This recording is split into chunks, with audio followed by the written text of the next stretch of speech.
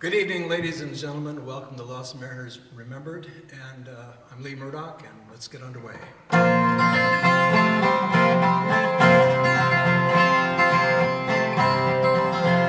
A is for anchor, sometimes called hook. B is for bosun, who's often a crook. C is for captain, a rusty old man. And D is for deck, where the witches are ran.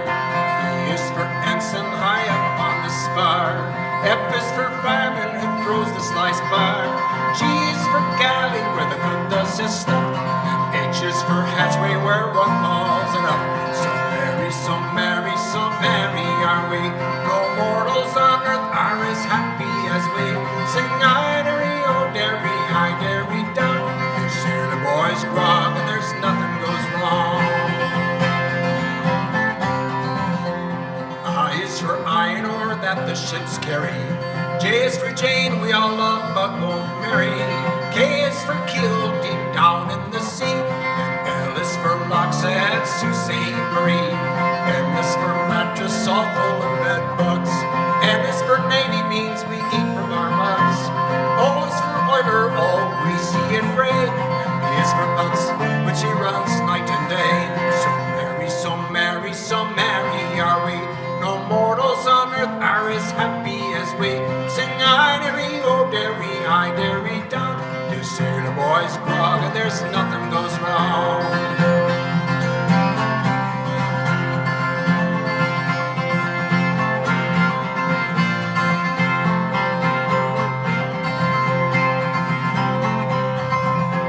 Q is for quarterdeck, called the fantail. R is for rollers that come o'er the rail. S is for sailor who does his own patches. T is for tarpaulin that covers the hatches. U is for union, the pipe fitters know.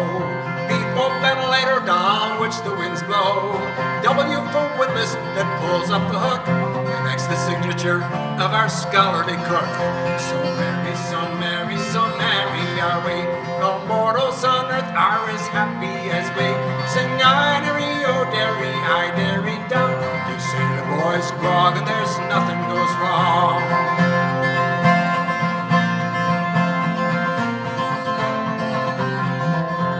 Y is for yells, the mate often makes. Z is for zero in winter on the lakes. That's all of the words that I know to this song. If you find more letters, then you can write on. So merry, so merry, so merry are we. No mortals on earth are as happy as we. Sing I-derry-o, derry-I-derry down. You see the boys grog and there's nothing goes wrong. So merry, so merry, so merry are we. No mortals on earth are as happy as we. Sing I-derry-o, derry-I-derry down. You see the boys grog and there's nothing goes wrong.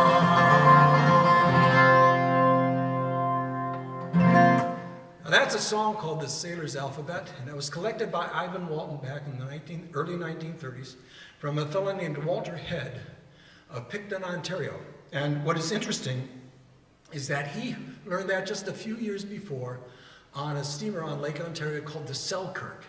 And typically, the sailor's alphabet derives from the East Coast, and it's what you would find aboard a sailing ship, all the different parts, or the people. But this version was what you would find on a Great Lakes freighter, and that's why I liked it so much.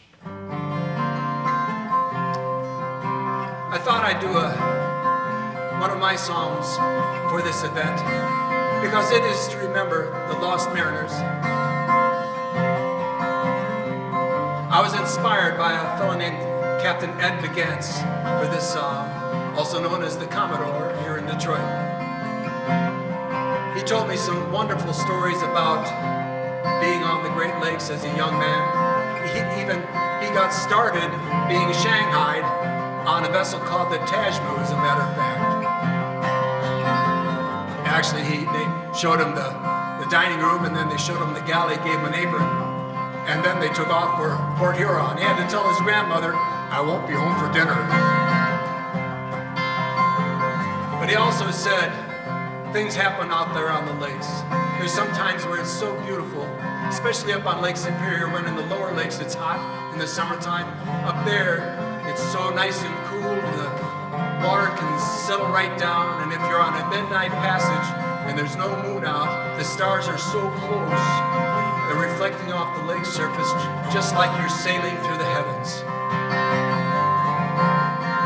He also said that when we're out here, things happen, and he's not referring to tragic things necessarily. He was referring to things such as birthdays and graduations, weddings, things like that.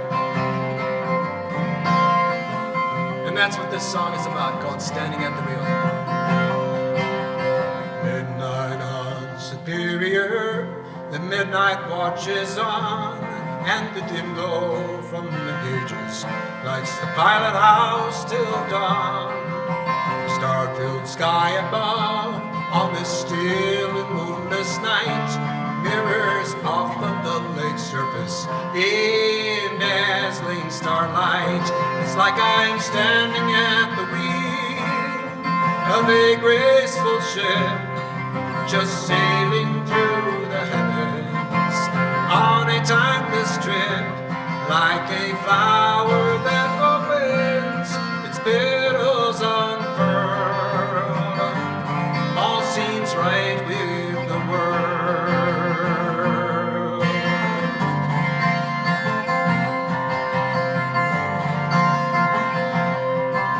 Wheeling on the starlit night, my thoughts can travel far through space and time to distant shores and distant days before. Things happen when you're out here day after day. The season's through, from births to graduations. It's a different point of view, just like standing at the wheel of this graceful ship, just sailing through the heavens on a timeless trip, like a flower that opens its petals unfurled. All seems right with the world.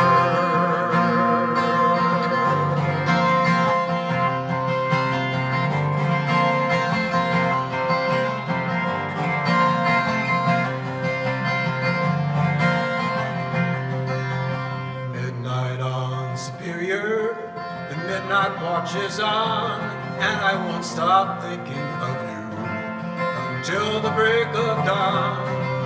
The star-filled sky above on this still and moonless night mirrors off of the lake surface in dazzling starlight, and we're standing at the wheel of my mental ship, just sailing through together on a lifelong trip, like a flower that opens its petals unfurled.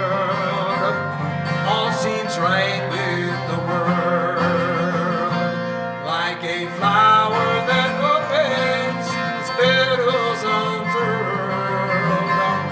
All seems right with the world.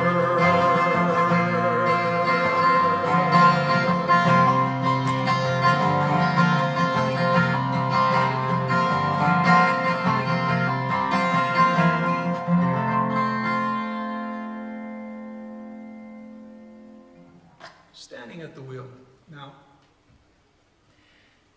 this type of material comes from a lot of different places. Sometimes it's traditional, like the sailor's alphabet. Sometimes it's composed by myself or some other artist. But sometimes mariners themselves will write something.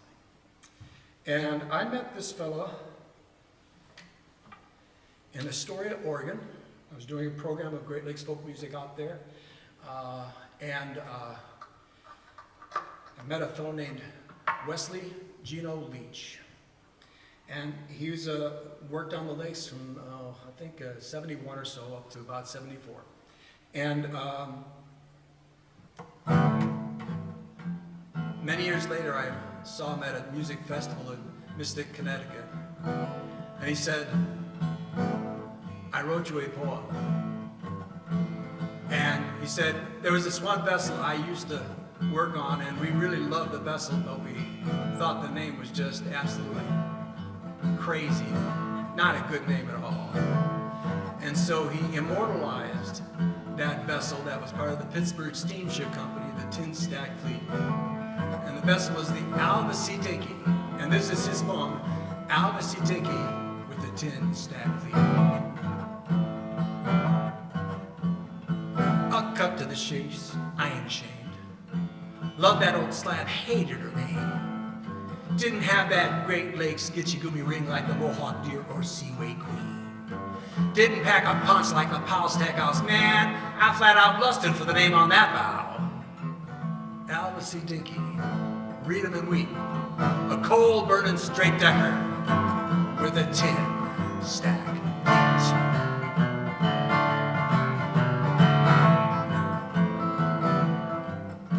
I figured out one spring up in Duluth, she was sailing before the Boston Red Sox had a rookie named Ruth. The old man signed me on, it was his kind of ship, tin stack lifer named Zazu Pitts. I was a deck ape with the forward end crowd.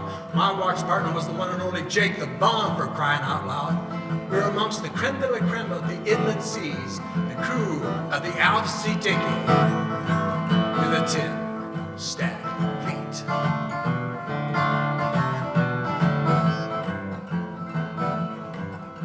In two harbors, Calcite and Gary, and all those charming ports down on Lake Erie. We loaded taconite, red ore, limestone, and coal, and kept slogging along our beloved coal-burning ore boat. And in waterfront dives, we dreaded the dusty lyrics of the siren song. Hey there, sailor, which ship are you on? We may as well have been speaking Greek. We'd say Alvin Dickey with a tin stack fleet.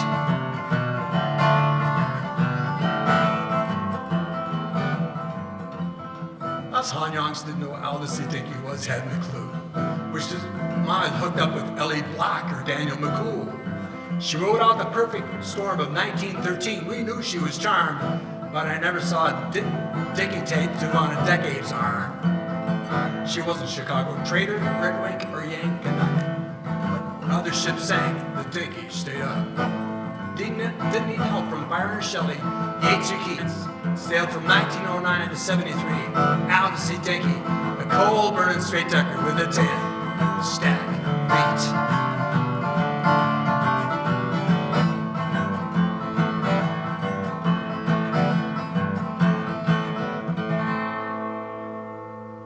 Great Lakes history via Gino Leach.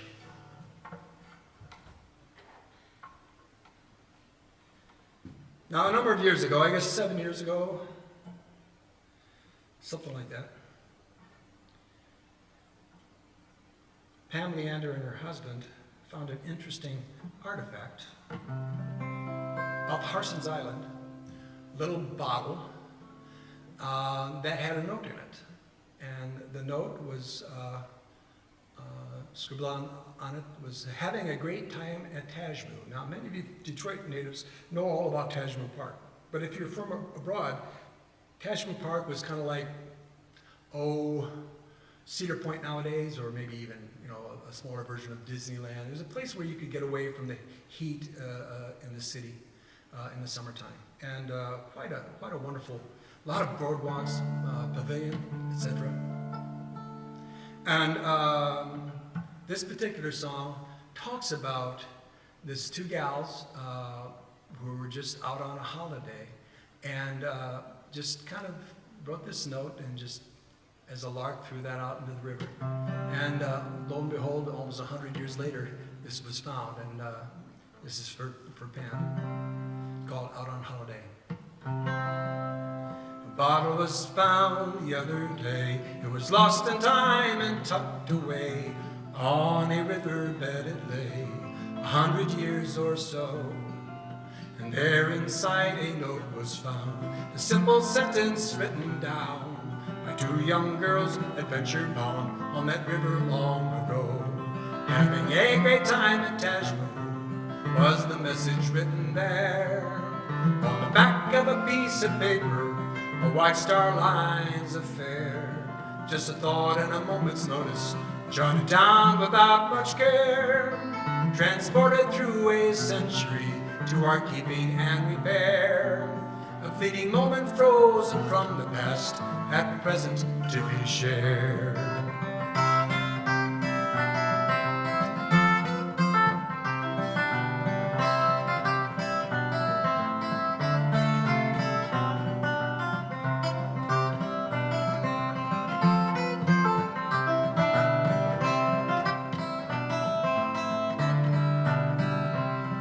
Having a great time at Tajmu was the message written there.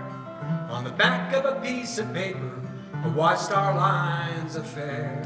Just a thought and a moment's notice, jotted down without much care. Transported through a century to our keeping and repair. A fleeting moment frozen from the past, at present to be shared. That message from another time has much wisdom in its line, to take to heart, to let it shine through every single day. So when events have got you down, and life's mounting pressures abound, hear the way that those words sound to keep those thoughts at bay. Having a great time at Tajmu, like the message written here. You can leave your cares behind you, wrapped up with all your fears. Just jot them on some paper, find a bottle where it lay, then toss them in some river and watch them float away, like two young girls did long ago while out on holiday.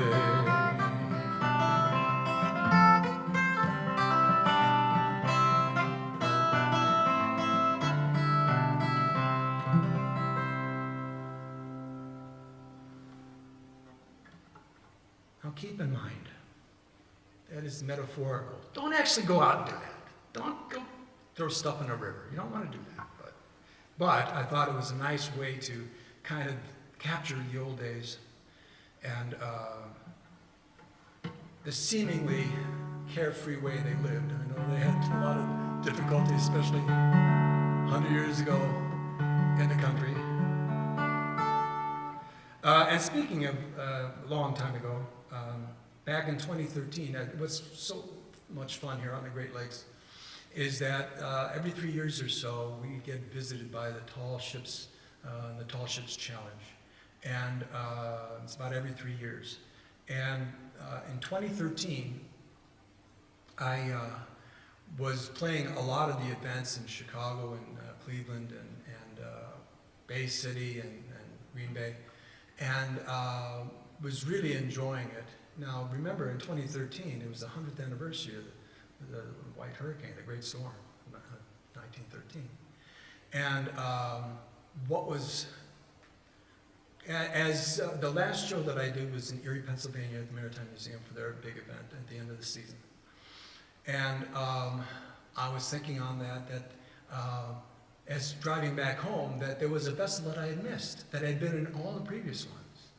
And that was the Bounty, because she had sunk in 2012. And the Coast Guard gave us this amazing video footage of her last moments when the rescue was affected and stuff. And I was so heartsick when I saw that, and then I thought the shock towards the contemporaries of what happened in that great storm, and this song happened. It's called We Shall Always Remember.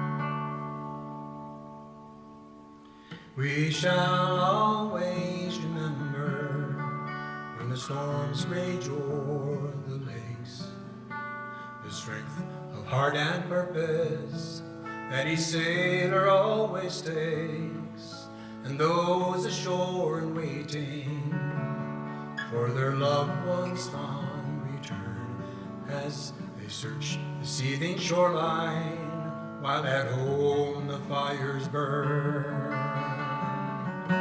Think on Argus, then of Cleveland, Captain Gutch and his whole crew, and of the James Carruthers that was lost without a clue, and the Hydra sank in Huron, she would never sail again. We shall always remember that great loss in ships and men.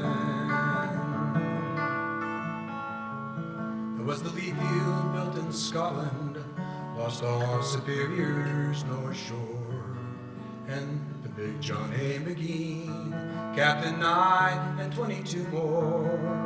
Charles S. Price turned turtle, and Regina fought the storm. Both crews faced death together, tossed his flotsam on the waves borne, and the eyes against got hauling cold for the port of Milwaukee. Through those towering waves of Huron, she set sail for eternity. And Henry B. Smith, she went missing off of Marquette, Michigan. We shall always remember that great cost in ships and men.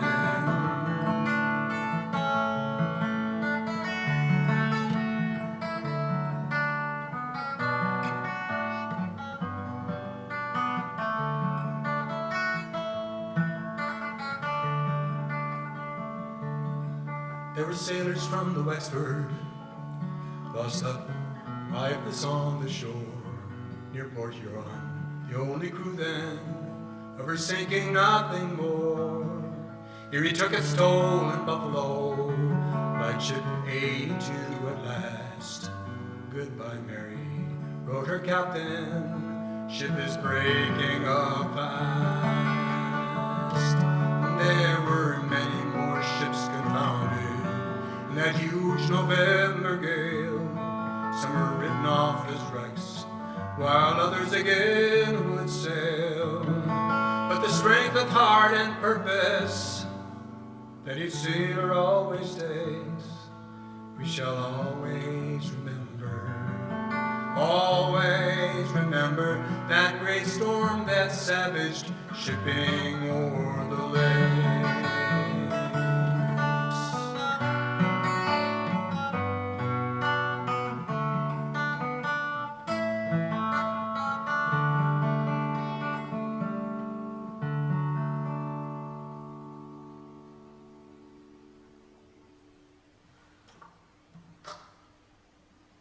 Now the program tonight that's going to be delivered, Valerie Van Heest, is on the Armistice Day storm, and as I understand it.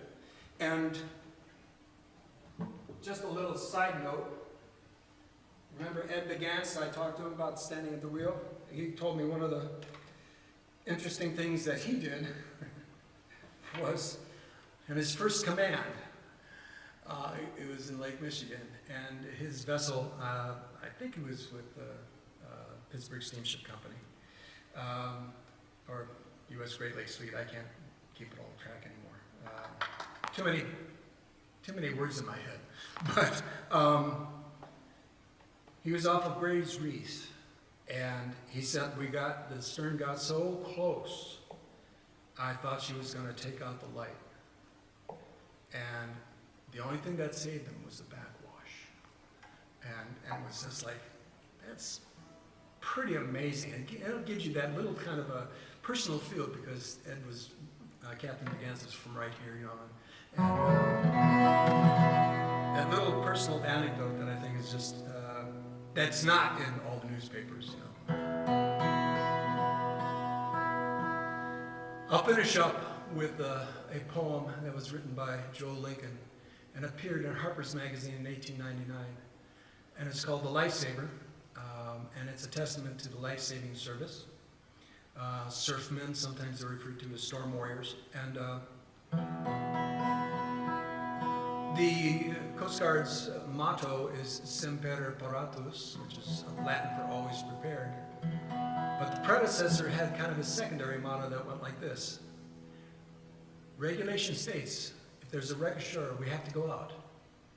We don't have to come back.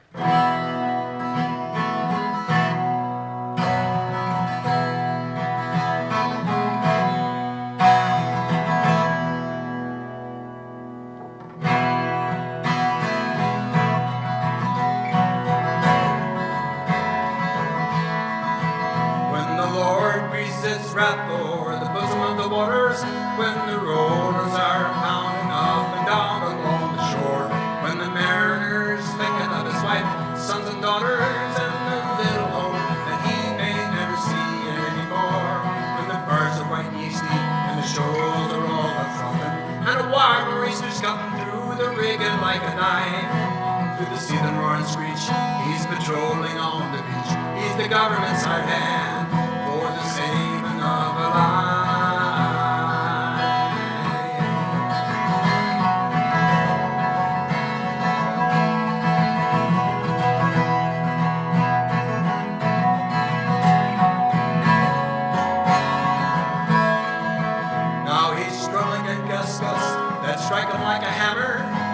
fighting pouring sand that stings like swarming bees.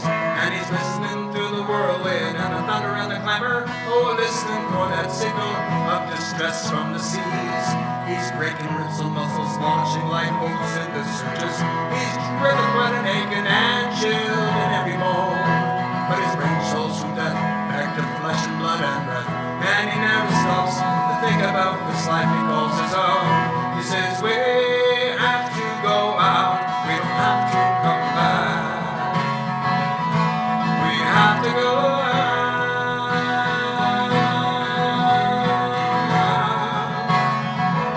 We don't have to come back.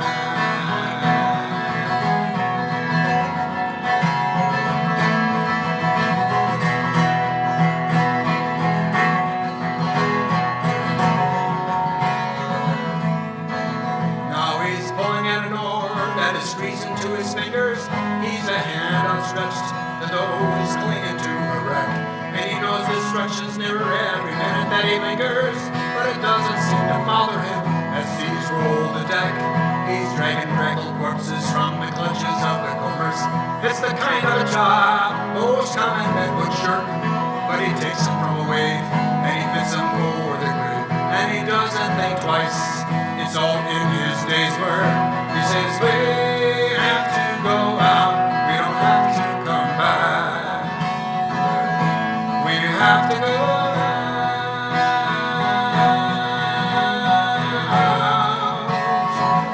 We don't have to come back.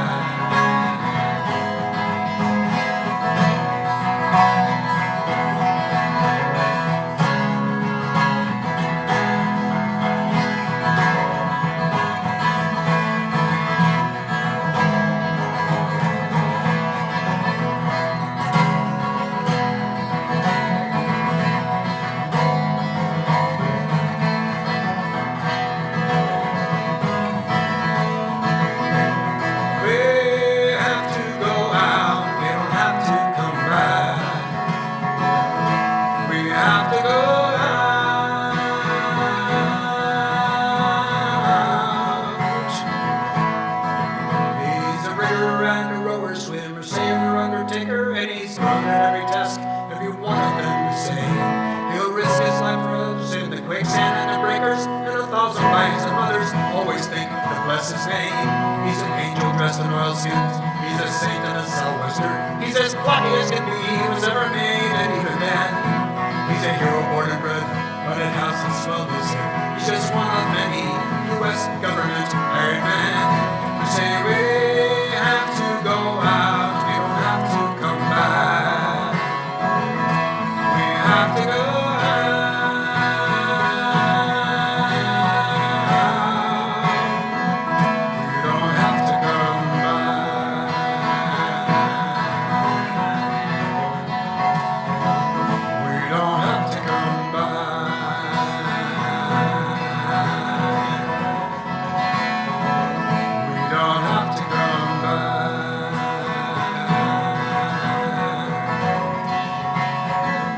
We don't have to come back.